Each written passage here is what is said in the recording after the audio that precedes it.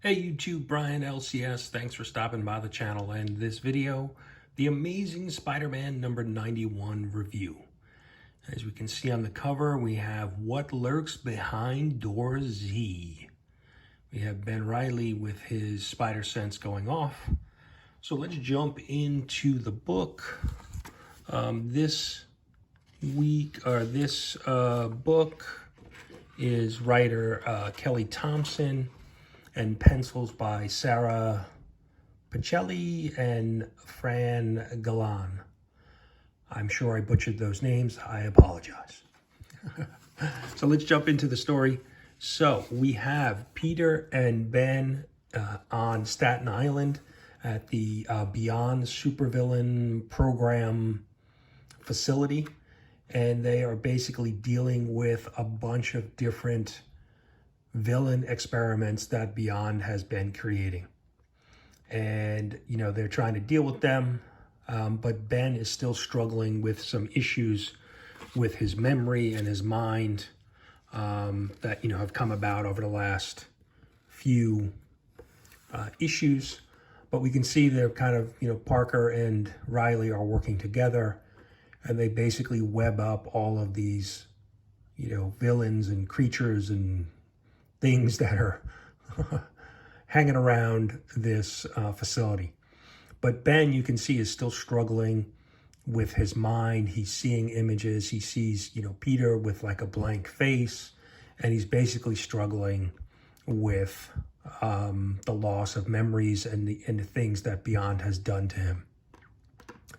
And then we see this little cute little creature that escaped the webbing, and Peter is basically saying, oh, he's so cute, but then that should have been his warning, because now they multiplied and then they have some evil fangs and eyes and they begin to attack him. And you can see Ben is not really doing well. He's losing his lunch there. And then we cut to the Beyond headquarters, and Maxine Danger, the head of the superhero and we're assuming the supervillain program, is basically telling an assistant to make sure that the B team is heading out and that we have contingency plans. She's obviously aware that both Peter and Ben are at the facility. And so we're back, and you can see, Ben is still struggling, and Peter's trying to fight off these little creatures. And Ben is really kind of, thinking a lot in his head, trying to deal with all of the things that he's feeling and blank spots in his memory.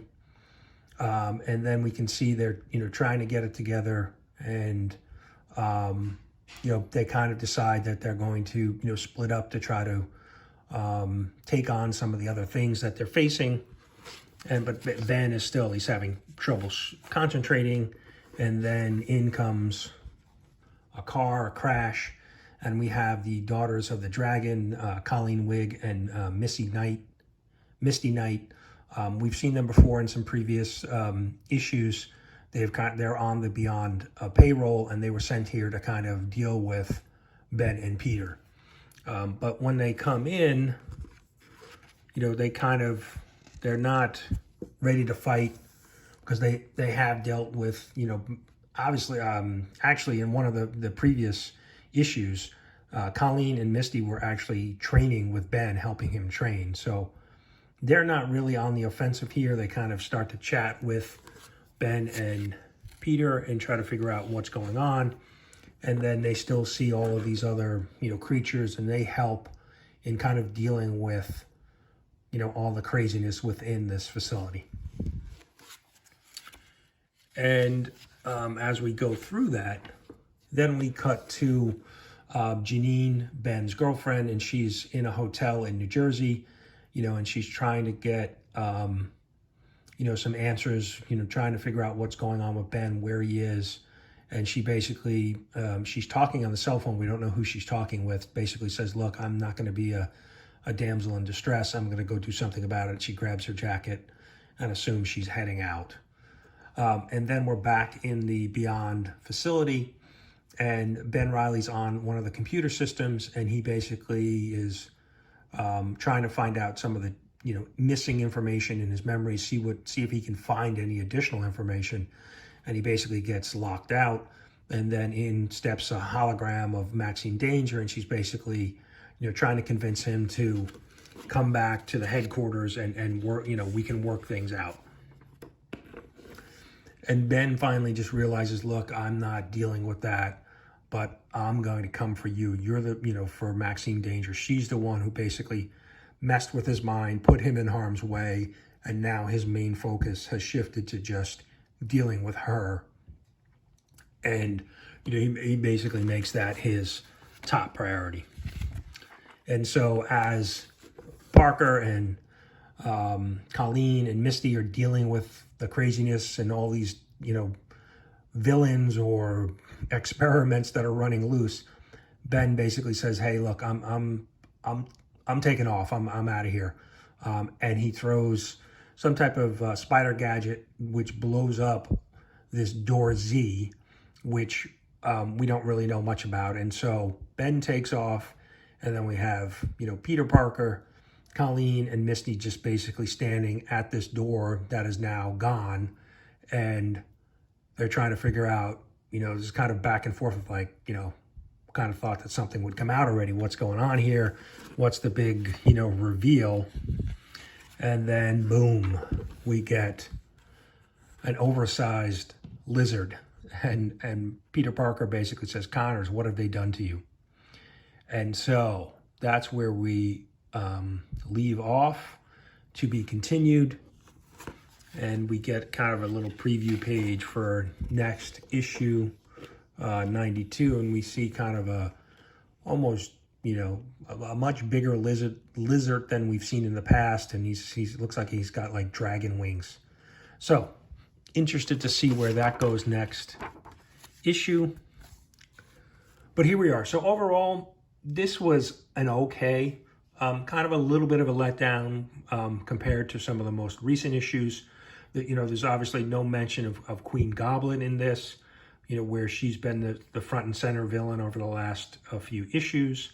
No Mary Jane, no Black Cat. But it is good to have both, Peter and Ben kind of side by side as Spider-Man, brothers. But overall, the story was okay. I don't recall if Thompson has written a recent issue. I've really been enjoying Zeb Wells, and I thought Gleason, who filled in for the last two issues, has been really has done a good job. This was a little bit of a letdown. The art was, okay, a little inconsistent, I guess maybe because they switched between two artists. So overall, not as good as the last, like I said, the last couple issues. And I will, on my 5-web rating system, I'm going to go 2.5. This is really kind of a downturn from where we've been the last few issues. So I'm hopeful that we will pick back up. And I believe we only have 2 more issues, 92 and 93, for this run and this story arc. So it is going to be wrapping up pretty soon. I think we actually have a side story, one of the BEY issues in between. So interesting to see how the story wraps up. It's been a little bit of a roller coaster. It started out slow, got much better, and now this is kind of one of those, valleys. We've had a lot of peaks and valleys in this story run, and this is definitely a valley. So 2.5 webs is my rating, and hope you guys enjoyed it. Let me know what you think if you're reading this, or if you've been reading this entire run, what you guys think of this issue, and what do you think of the overall Beyond story, Beyond Corporation story arc, and Ben and Peter. It was interesting though, they didn't mention anything about Peter Parker. He's just got out of the hospital. He was pretty shaky last issue. This issue, he seemed to be almost kind of back to normal, which is good. But it was seemed like a very quick recovery, where last issue, and this is really a continuation. He was out of the hospital dealing with Queen Goblin, then swinging over to Staten Island, and it looks like he's kind of really, things have improved from him from a health and, Spider-Man ability sense. So But let me know. Let me know what you think. Drop a comment. Let me know what you think of the review, what you think of the storyline if you're reading it, and where do you think this story is going to go and wrap up in the next couple issues. So I appreciate you guys watching. Hope you enjoyed it, and we will see you soon.